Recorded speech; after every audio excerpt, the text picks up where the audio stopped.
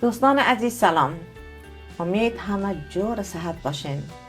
امروز در ویژه برنامه ما یک میمان خاص داریم که واقعا شما همچنان برش ضرورت دارین و شاید که ببینین افتخار کنین. یک بانوی جوان عزیز ما و ما میخوایم که خودشان به زبان مقبول خود بر شما معرفی کنه که شما زیادتر بشناسین.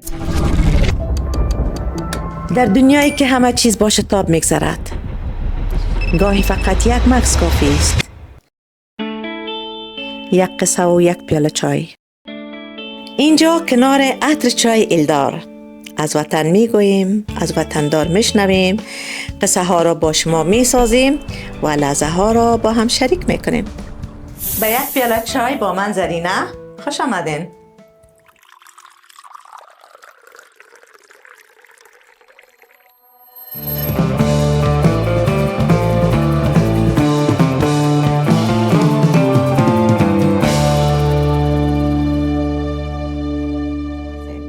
سلام ماهده جان عزیز. سلام خدمت شما. تشکر از معرفی زیبایی که کردین. یقینا ما در این سطح که شما گفتید نیستیم. این نظر لطف شماست. نام من مائده مبین است و تشکر میکنم که امروز ما را در برنامه خودتان دعوت کردین. سلامت باشین. ما همچنان شما را خوش آمدید میگم. تشکر. چه زیباست که ما بفهمیم که ماهده جان کی هست. تشکر. من چیز خاصی در مورد خودم نمیتونم بگم، صرفی که مائده مبین هستم، یکی از هموطنای شما و چند سال میشه که در لندن مهاجرت کردیم. تحصیلات من در کشور خلاص کردم و الحمدلله در دفتر اینترنشنال ایمیگریشن با عنوان مدیر دفتر کار میکنم. انشالله که ما استا دوستان عزیز برنامه رو تعقیب کنین. ما براتون معلومات میتیم که چقدر یک وظایف بهترین در شهر لندن ماهده جان پیش میبرن و امیدوار هستم که شما تا آخر برنامه رو تعقیب کنین. خب ماهده جان، بر ما بگین که با کجا کلان شدین؟ به افغانستان، به لندن، به کجا؟ بله درست است. ما خودم در کشور ایران به دنیا آمدیم. تا سن 9 سالگی را در ایران زندگی کردیم. بخاطری که پدر من آقای مبین خیلی معروف هم هستن ایشان در افغانستان. قبل از اینکه ما مهاجرت کنیم اینا سفیر بودن، سفیر کشور افغانستان مقیم در تهران. ما در زمان خود ما پناهنده بودیم، در کشور ایران زندگی میکردیم و در اواخر قرن 19 فکر میکنم بین 1996 تا 1999 بود که حکومت آقای برهان الدین ربانی سقوط کرد و طالبان دولت گرفتن. اما موقع بود که کلگی از هر کشورهایی که بودن به خارج از کشور مهاجرت میکردن و من خودم 9 سالم بود، دقیقا 9 سالم بود که ما از ایران خارج شدیم و به کشور هلند رفتیم. اول به هلند رفتیم و دلیلی که ما به کشور هلند مهاجرت کردیم این بود که یکی از بیادرم و اعضای خانواده سابق اونجا بودن، دیگه دلیل خاصی نداشت. و از نگاه تحصیلات اگه بخوام بگم من در ایران 9 ساله بودم، خب یقینا تحصیلات بالایی نداشتیم. ما ببخشید از سن 7 سالگی مدرسه ابتدایی رو شروع کردیم. دیگه شاید کلاس 3 یا 4 بوده باشه، بعضی زیادتر نبودیم که اگر بخوایم با یوکی کمپیر کنیم میشه شاید year 4 year 5 primary school. بسیار خوب، بسیار خوب. ولی نام خدا چقدر صحبت مقبول میکنین. ما در اول دیدم که اکسنتتان بسیار شبیه ولایت ایرات ما بود. من فکر کردم که شاید یا از ایرات باشین، ولی دوستان عزیز گفتن که ماهده جان در کشور ایران تولد شدن و تا 9 سالگی در اونجا بودن، آمدن هلند و بعد از هلند این تحصیلاتی که امروز نام خدا 1 سال تر هستند که چقدر در این شرایط همه ما و شما ضرورت داریم به یک وکیل و یک قاضی. و امروز ما خانم جوان خود، دختر جوان در پالی خود داریم که معلومات های بر ما بده، این مشکلات هایی که در جامعه است، در بین مردم است، ببینیم که چی کمک هایی کدام میتونن و چی کمک هایی را کدن. خوب ماهره جان، قراره که ما میفهمیم که شما یک سولیسیتر یا یک وکیل بسیار موفق هستین. میشه در این قسمت بر ما بگین که در کدام رشته و چی وظایف را شما در انجام میتین؟ بله چشم، حتما به اینجا میرسیم. تشکر از توصیف شما. میشه از که مایره جان به سوالات ما جواب بده، چون برنامه ما یک پیاله چای است و میمانای ما فقط اجازه دارن که یک پیاله چای نوش جان کنند. بسیارم عالی. همچنان یک پیاله چای برشان تعارف میکنیم. تشکر بسیار زیاد.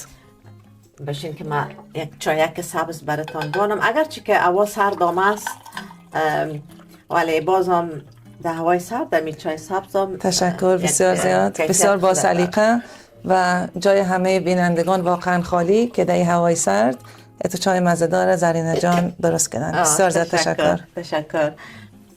خب بله، اینا رو میخواییم که به ما ادامه بتین راجع به ای که شما چه وظایف را انجام میتین. بله ببخشید، یکم به زمان برگردیم، به زمان تا که برسیم به یوکی که تمام سوال شما جواب داده باشم.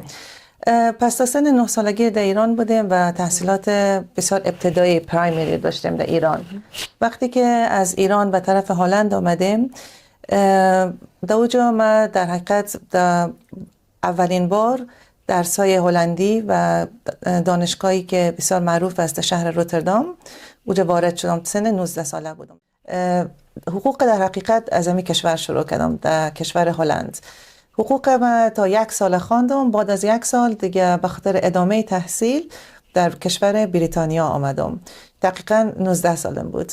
وقتی که در بریتانیا آمدم، شاید باورتان نشه زرینه جان، انگلیسی من آنقدر ضعیف بود که وقتی که من در یونیورسیتی می رفتم فکر میکردم خودم که اگه من امرای دوستا دیگه استودنت ها به زبان انگلیسی گپ بزنم، شاید اینا اقویوز باشه، قوازی باشه که من بگن برای از یونیورسیتی بر زبان یاد بگیر. یعنی اونقدر انگلیسی من ضعیف بود. و وقتی که وارد یوکی شدم، تقریبا شاید 2 ماه من کلاس زبان رفتم و بعد از او با همه ترسایی که داشتم و اعتماد به نفس که اصلا نداشتم در مورد زبان انگلیسی، در فاکولته بسیار به راحتی مرا قبول کردن. دیگه اما تو واقعا فکرش نمیکردم که اصلا من وارد بتونم شوم. مگم بعد از 3 سال بدون هیچ تأخیری در مبالاترین دیگری ما گرفتم و بعدش ادامه تحصیل دادم LPC را. LPC به معنای لو پرکتیس کورس هستن که در اون زمان مجبور بود، یعنی یکی از ریکوایرمنت بود که LPC را باید خلاص کنی اگر میخواین که وکیل شوین. LPC را خلاص کردم و بعد از اینکه مدرک LPC ما گرفتم، تا 2 سال قانون همی است که باید شما به عنوان ترینی سولیسیتر، یعنی که همکار وکیل در یک دفتر ثبت نام باشین، 2 سال کار کنین. وقتی که تجربه کاری را گرفتین، اون وقت شما فارغ التحصیل میشین. دیگه از من الحمدلله بدون وقفه همه اینا پیش رفت و مدرک وکالت ما گرفتم و بعد از اینکه مدرک وکالت ما از طریق Solicitors Regulation Authority گرفتم، تصمیم گرفتم که بر خودم یک آفیس باز کنم، چون قبل از اینکه من فارغ التحصیل شوم با خیلی از دفترها به عنوان پارتنر کار کرده بودم و گفتیم ما شما هم فوت و فن کار دستم آمده بود که چه رقم منیجمنت کنیم و چه رقم آفیس پیش ببریم. دیگه یک ریسک کردم با دنیای در حقیقت میشه هنوزم گفت بی تجربگی و جوانی و خامی، یک ریسک کردم. گفتم دفتر رو باز میکنیم ببینیم چی میشه. دیگه الحمدلله از روزی که دفتر رو باز کردیم، الحمدلله تا امروز خب خیلی خوب پیش رفته. موفق بودیم و در کنار وکالت مدرک OAC میگن Immigration Advisor Level 3 رو گرفتم، بخاطر که به دفتری که ما کار میکنیم فقط خدمات ما هست برای پناهندگی International Immigration. یعنی در حقیقت مدرکی که از وکالت دارم در اینجا نسیسری لازم نیست، ولی اگر دیگه شاخه های قانونا رو بخوایم پیش ببریم، مثلا خرید و فروش خانه، conveyancing، family law، criminal matters، برای اینا مدرک SRM Solicitor او لازم است. در دنیایی که همه چیز با شتاب میگذرد، گاهی فقط یک مکث کافی است. یک قصه و یک پیاله چای. اینجا کنار عطر چای الدار از وطن میگوییم، از وطندار میشنویم، قصه ها را با شما میسازیم و لحظه ها را با هم شریک میکنیم.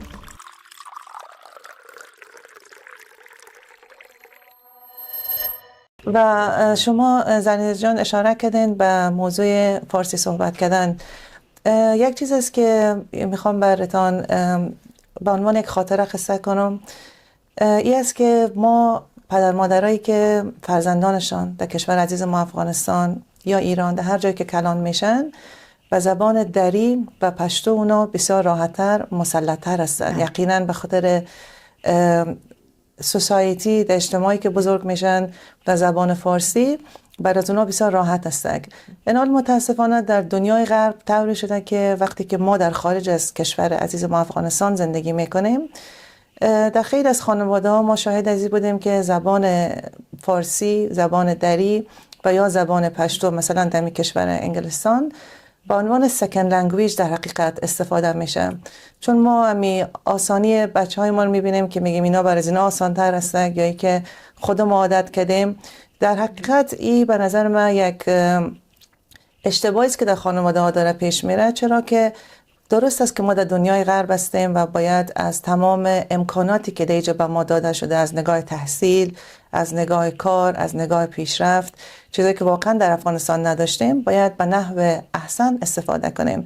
ولی در عین حال به نظر من نباید کلچر و اصلیت ما، ریشه ما، اصلیت افغان بودن ما را فراموش کنیم. و همین خاطر وقتی شما اشاره کردن که فارسی من شاید حدوداً یک کمی خوب باشه، بخاطر همین است که ما وقتی که از ایران خارج شدیم، پدر مادر ما همیشه کوشش کردن در دنیای غرب ما را در فرهنگ افغان ما، افغان بودن ما و در زبان دری که مسلط باشیم پیش ببرن.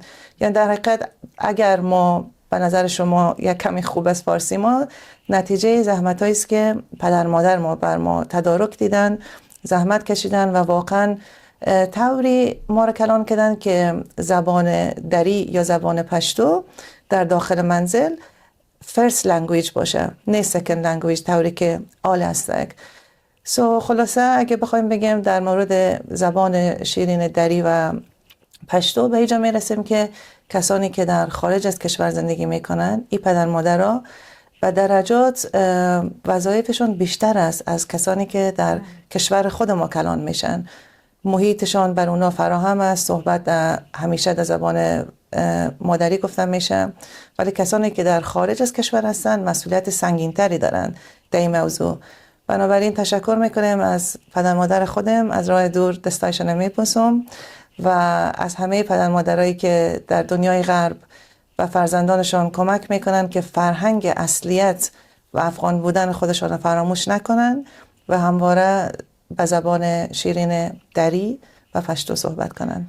چقدر مقبول، نام خدا تشریح کردین و همچنان قرار که مایده جان گفتن پدر جانشان آقای مبین که سفیر ایران بودن، واقعا که خود پدر جانشان هم همطور یک شخصیت عالی داشتن که نام خدا امروز همطور یک دخترشان شخصیت عالی، یعنی در انگلستان آسان نیست که یک دختر افغان به این مقامی که ماهیده جان داره برسن. این واقعا که بسیار زحمت ها را پشت سر گذاشتندن تا که مطمئنا به این جایی که رساندن. ببخشید یک سوال دیگه هم همطور در ذهنم آمد.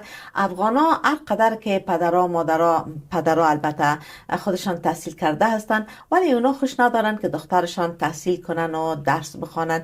آیا از شما این استعداد خودتان بود یا ای که تشویق پدر جان بود که شما به می مقامی که امروز هستین رسیدین؟ بله، بسیار سوال خوب کردین. جوابش است که در هر خانواده که ما بزرگ میشیم یقینا فرهنگ و خانواده ما ادامه میتیم و فالو میکنیم.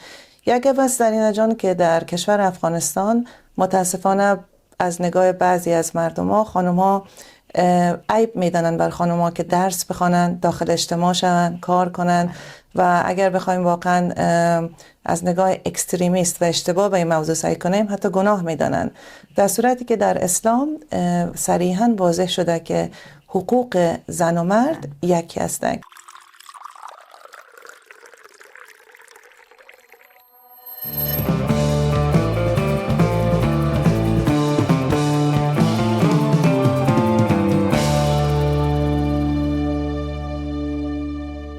بله در اینجا نمورقم که خدمتتان عرض کردم، اسلام زن و مرد را پیش از هر چیز اول انسان می‌داند و خداوند متعال در قرآن می‌فرمایند ولقد کرمنا بنی آدم. در این آیه خداوند همه فرزندان آدم یعنی زن و مرد را صاحب کرامت می‌داند و در آیه دیگر معیار برتری را خداوند چنین می‌فرمایند ان اکرمکم عند الله اتقاکم. پس تقوا معیار ارزش است نه جنسیت. و آخرین رفرنسی که میخوام درباره از این موضوع بگم که زن و مرد از نگاه اسلام هر دویشون یک حقوق دارن و یکی هستن is the following آیه، ببخشید که زیاد نشم. بسم الله الرحمن الرحیم. یا ایها الناس انا خلقناکم من ذکر و انثی و جعلناکم شعوبا و قبائل لتعارفوا ان اکرمکم عند الله اتقاکم ان الله علیم خبیر. پس اینجا خداوند صریحاً دارن با بندهایشان صحبت میکنن و میگن ای مردم، ما شما را از یک مرد و زن آفریدیم و ملت ها و قبیله ها قرار دادیم تا یکدیگر را بشناسید. در ادامه آیه خب تفسیرش است که بی تردید گرامی ترین شما نزد خداوند پرهیزگاران است. پس ای که زن و مرد از نگاه اسلام یک حق دارن یک چیزی است که کنفرم شده و همگی آگاهیش دارن. متاسفانه در کشورهای ما گروه هایی که به هر حال اکستریمیست هستن و خیلی از قواعد به نام اسلام پیش میبرن کاملا غلط هستند و به نظر من کاملا ظلم است که خانمایی که در افغانستان هستن از استعدادهای بسیار درخشان اینا برخوردار هستند ولی به خاطر شرایط کلچری که به نام اسلام پیش میره متاسفانه حق پیشرفت ندارن. پس اگه بخوایم خلاصه کنیم در 4 بیت بله. زن و مرد آینده تقدیر حقند، دو بال پرواز در مسیر حقند، نه برتری در میان این دو معناست که هر دو در بندگی هم مسیر حقند. نام خدا چقدر مقبول و چقدر آیات قرآن چقدر به مقبولیش شما اونم خواندین که واقعا که امی که میگم برتان افتخار میکنیم. تشکر از لطفتان. قابل افتخار هستیم. تشکر از لطفتان. خب اگر اتو بیایم فکر کنین که امروز شما در آفیستان هستین، به دفترتان هستین، کسانی که می امروز شما مراجعه میکنه چی کسان هستن؟ آیا افغان ها پیشتان زیاد است یا مردم های خارجی است؟ دفتری که ما کار میکنیم بیشتر کلاینت های ما اکثرشان افغان ها هستن که کیسای پناهندگیشان یا در جریان هستن یا میخوان شروع کنن و یا ای که کیسای پناهندگیشان رد شده میخوان به محاکمه برن. بیشتر خدمات ما بر افغان هستن و در کل بسیار موکلای غیر افغان هم داریم ولی در حال حاضر چون ما بسیار با بریستر و وکیلای با تجربه افغان کار میکنیم و همین دلیل کسانی که بیشتر به دفتر ما مراجعه میکنن از افغانای خود ما هستن. بله این چقدر عالی است که هموطنان عزیز ما کسانی که تازه ماهیده جان میبینین و به لسان خود ما ضرورت داریم که ما وکیل داشته باشیم، سولیسیتر داشته باشیم. ما نمبر تلفن در این صفحه براتون میمانیم، همراه ماهیده جان تماس بگیرین. مطمئنن که زیاد از افغانای ما ضرورت دارن که در این قسمت فکر میکنم مشکلات خود دارن و چی خوب است که یک دختر جوان خود ما شما را همکاری میکنه. خب یک سوال دیگه که آیا کسانی که میای شما امرشان همکاری میکنین اونا باید پول بپردازن برای شما یا ای که مجانی برشان کمک میکنین یا ای که از طرف دولت برشان کمک میشه؟ بله سوال بسیار خوبی کردین. دفتر اینترنشنال ایمیگریشن یک دفتر پرایفت است، یعنی ما از طریق لیگال اید رجیستر نیستیم در این دفتر. لیگال اید یعنی که بر کسانی که مستحق هستند و نمیتونن پول سولیسیتور یا لیگال فیس پرداخت کنن اینا انتایتل هستن، یعنی مستحق هستن که از طریق دولت و گاورمنت ساپورت بگیرن. وکیلایی هستن که در حقیقت مجانی کار میکنن لیگال اید. دفتر ما که هستن دفتر شخصی است، لیگالیت نیست، کنترکت نداریم امروی لیگالیت، مگر من خودم شخصا لیگالیت سولیسیتور هستم در دیگه دفترها به عنوان کنسولتنت.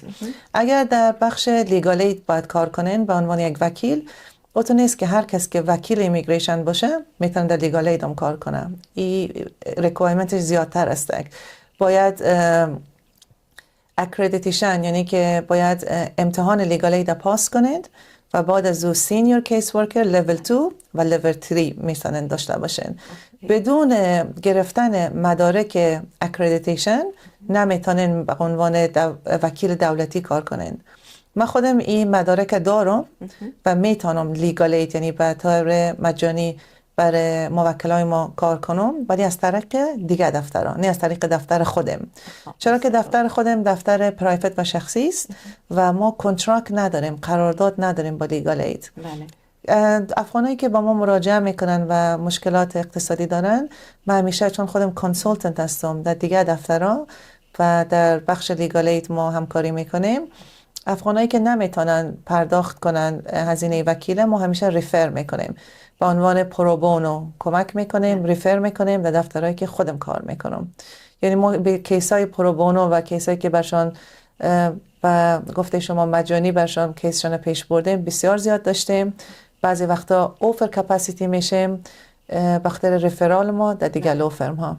بسیار عالی، بسیار عالی. خب احتمال شده باشه که مثلا یکی از وطنا دیپورت شده باشن و شما از طریق خود دوباره بتانین که کیسشان در جریان داشته باشین، اونا را پس یعنی ویزا بگیرن یا اقامت داشته باشن در لندن. اترا گاهی شده که در کیسای افغانان ما نداشتیم تا حالا کسی که دیپورتیشن داشته باشه و با ما تماس بگیرن، ولی در کیسای دیگه از ممالک نمیبیا، زیمبابوه و کشورهای گانا، کشورهای آفریقایی ما داشتیم و یکیشون هم از کشور سعودی عربی بود. دلایلشون چی بود؟ که اینا کریمینال کانونشن داشتن، به فارسی میگن جرم، درست است؟ مجرم بودن، کریمینال کانونشن داشتن و قانون میگه که اگر بیشتر از 12 سال در رکورد شما باشن و شما جیل شده باشن، در درجه اول اگر بریتیش باشن یا که indefinite leave to remain داشته باشن، اینا میتونه ریووک شود. ولی بازم یه جنریک انفورمیشن هست که هر کیس قوانین خودش داره. پس ما در کل داشتیم کلاینت هایی که به دیپورتیشن برخورده بودن و حتی ما یک کلاینت داشتیم که out of hours میگن، out of hours که در جاج میتونن کنتاکت بگیرین، اینا را در تیاره برده بودن. ما حتی تیاره را موافق چی میگن استاپ کردیم، همینجا نجار پس بیارین. خب تیاره را توقف دادیم و باعث شد که این خانواده برگردن. او زمانی میشه که شما با out of hours جاج کنتاکت میگیرین و تمام شرایط توضیح میدین.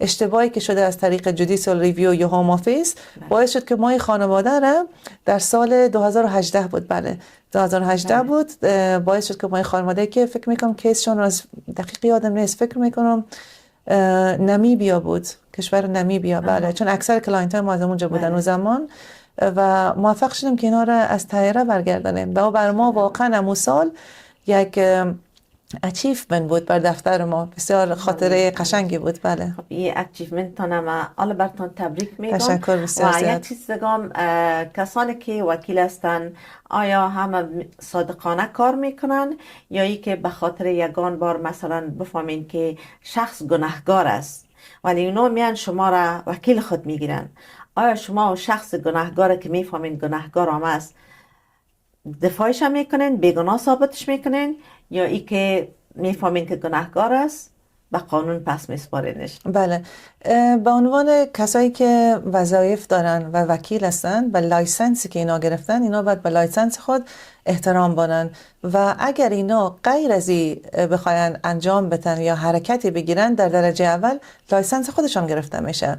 پس بنابراین قانون چی میگه؟ قانون میگه که ما باید امو اینستراکشنی که از کلاینت میگه، اگر کلاینت میگه ما بیگناه هستیم، اما اینستراکشنی که از کلاینت، اطلاعاتی که از کلاینت یعنی از موکل ما میگه، ما او را قبول میکنیم، همون رقم که موکل میگه. اگر موکل در وسط صحبتایش دوگبه شد و گفته که بله در حقیقت من میخوام به شما بگم من مجرم هستم ولی نمیخوایم گیلتی، نمیخوام خودم نشان بدم و یا ای که گناهکار. اقرار کنم، نمیخوام اقرار کنم. آیا میتونین ما رو کمک کنین؟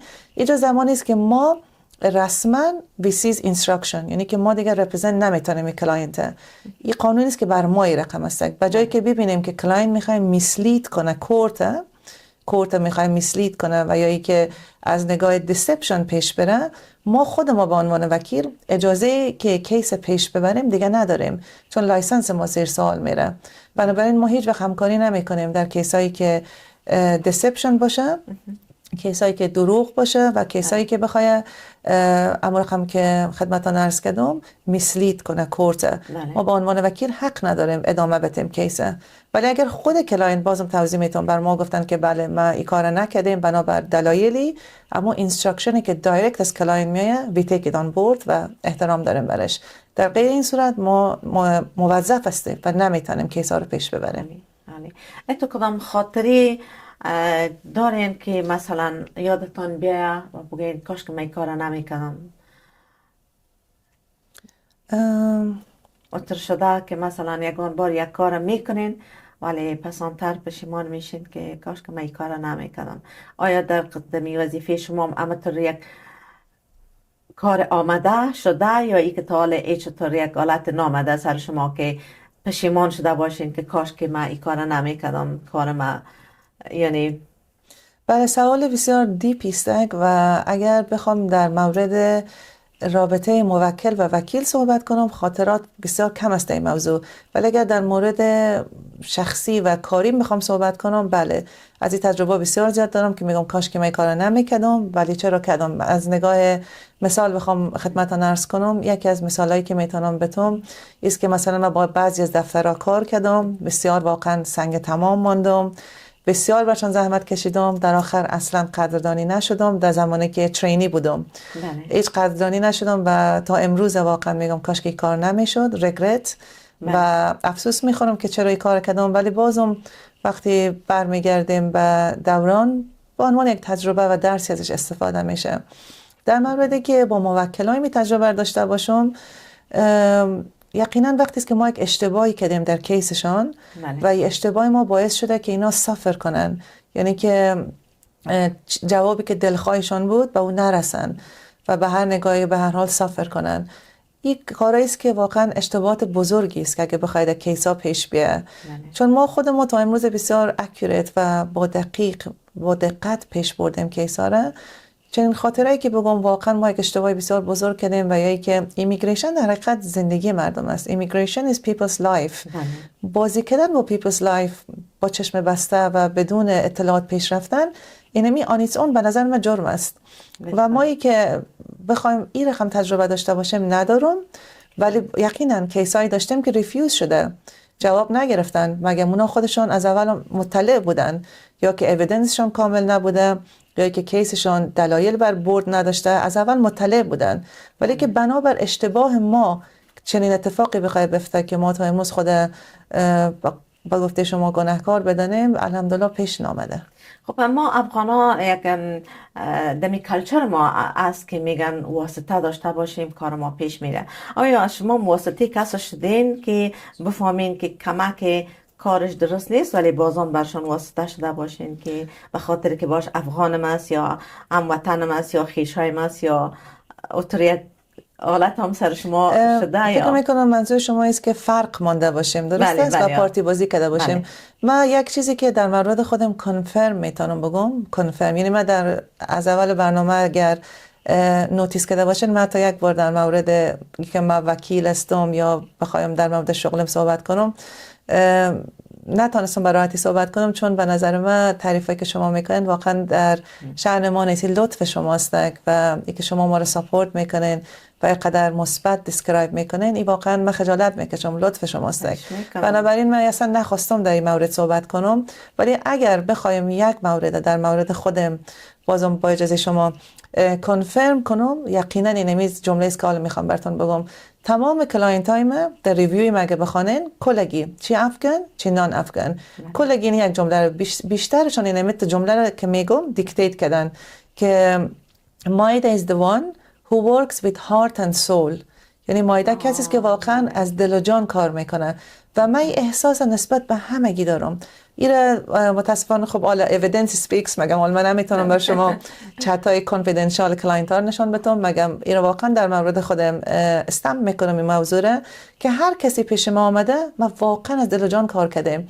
مواردی داشتیم که آمدن در دفتر ما مراجعه کردن، گفتم که ما شما نزدیک هستیم، فرند هستیم، خانواده هستیم، لطفاً کیس ما رو بهتر پیش ببر. جواب ما همیشه بر همگی یکسان بوده و می بوده که من تمام کیسای من واقعا متر است با جان و دل پیش میبرم. فرق نمیکنه کیس همشیرین باشه کیس یک نفری باشه که هیچ نشناسم، هر دوش یک رقم پیش میبرم.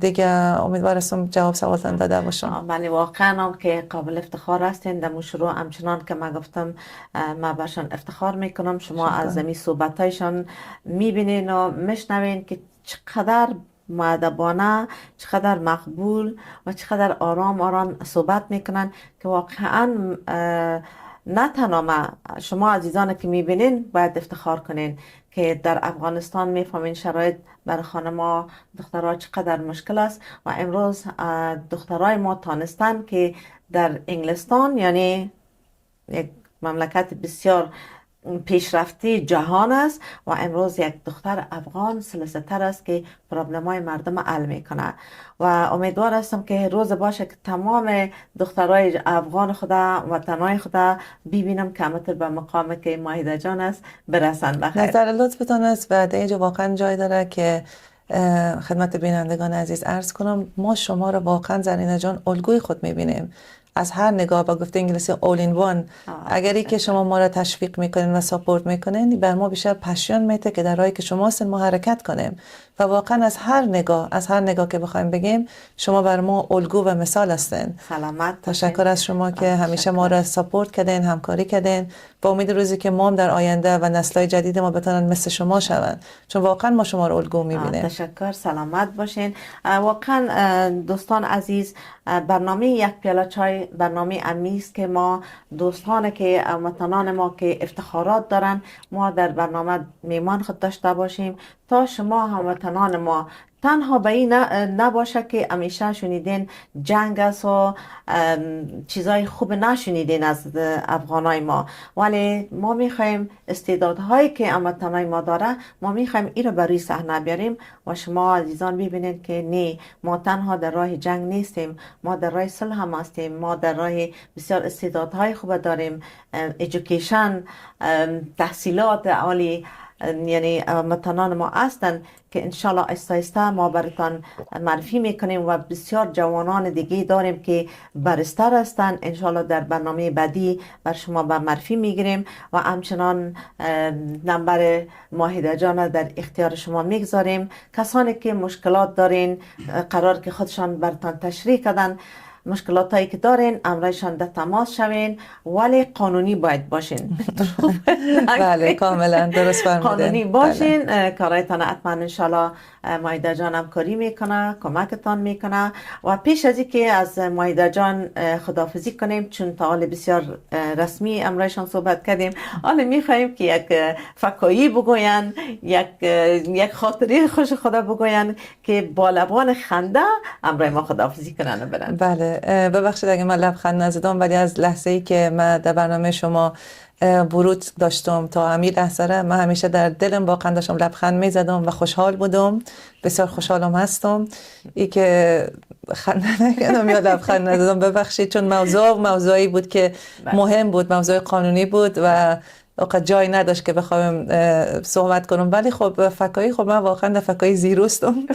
اگر فکر کنم که چی براتون بگم هم شورش کس خنده نمیکنه. بهتر است که ایرا از ما معاف کنین و چیزی که میتونم اگه با یک جمله زیبا برنامه رو خلاص کنم است که به امید پیروزی وطن عزیز ما و همون رقم که شما فرمودین خانمای افغان ای که همیشه زیر ظلم بودن و ما قربانی جنگ بودیم و هیچ وقت استعدادهای ما نتانستیم نشان بدیم، پیشرفت کنیم، یک حقیقت است که شما فرمودین.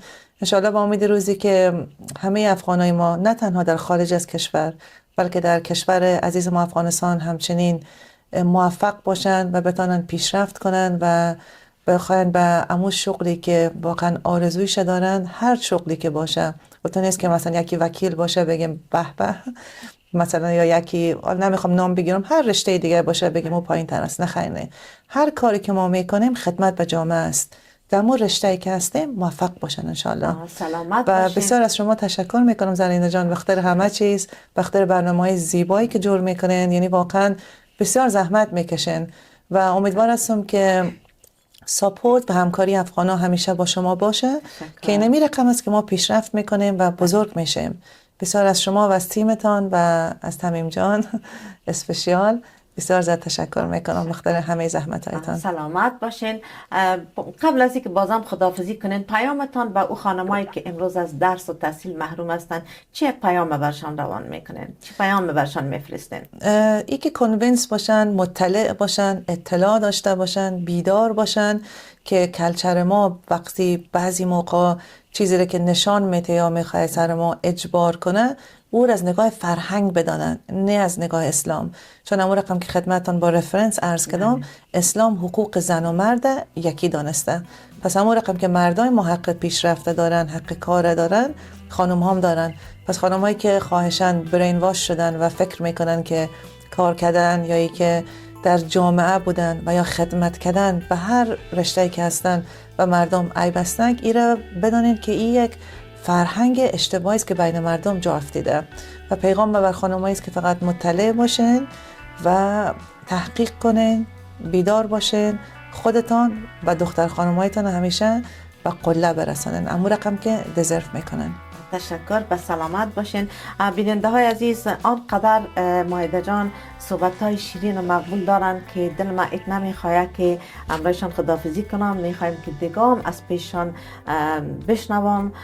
واقعا که با وجودشان افتخار میکنم و من هم برشان از ته قلب خود موفقیت آرزو میکنم. آرزو میکنم که از طریق ماهده جان شوه که کسانی که از درس و تحصیل خود محروم هستند بتانن که کمک خدا داشته باشن برای شما. و ناگزیر امرای دوستا خداحافظی کنیم. اگر کدام چیزی در دلتان است میخواین بگوین، در غیر از اون با دوستا خداحافظی فقط یک جمله تشکر بسیار زیاد از زرینه جان که واقعا الگویی هستند بر همه ما. تشکر از همه زحمت‌های شما و انشالله که همیشه موفق باشین. تشکر، زنده باشین. بر شما همچنان موفقیت میخوایم. دوستان عزیز، این بود برنامه‌ای که تقدیمتان شد. امیدوار هستم که به دردتان خورده باشه و یاد بگیرین، مخصوصا دختر جوانایی که برنامه رو میبینین، راه ماهده جان تعقیب کنین، فالو کنین. انشالله که روز می باشه که شما هم به هدفتان میرسین. به هر جا که هستین خوش آرام باشین و همچنان تلویزیون آسمان فراموش نکنین که لایک، سابسکرایب کنین تا بتانیم ما اتر دختر جوانای عزیزی که اتر استعداد دارن بر شما به معرفی بگیریم. شب روزتان خوش، به پناه خدا باشین تا دیدار برنامه آینده.